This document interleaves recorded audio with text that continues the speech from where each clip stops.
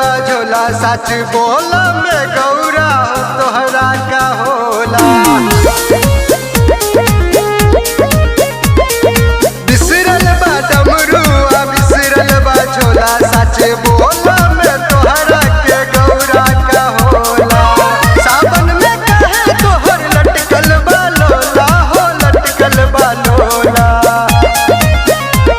ये गौरा सुनो गोपतिया कहिला बिना डमरू त्रिशूल के मन नाही हमरो लगेला। बिना डमरू त्रिशूल के मन नाही हमरो लगेला।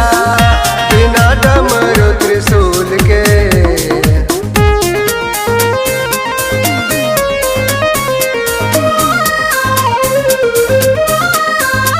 बिना डमरू त्रिशूल के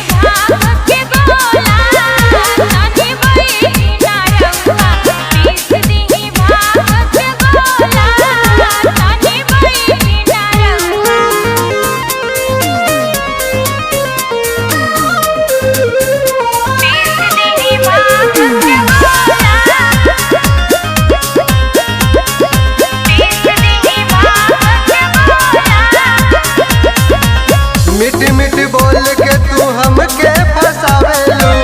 सब दिन भांग में धतूरा मिलावेलू। सब दिन भांग में धतूरा मिलावेलू। मिट मिट बोल के तू हमके फसावेलू। सब दिन भांग में धतूरा मिलावेलू। अही से लागत हरदम ध्यान में रहिला हो ध्यान में रहिला। ए गौरा सुन है गोपतिया कहिला बिना डमरू त्रिशूल के मन नाही हमरो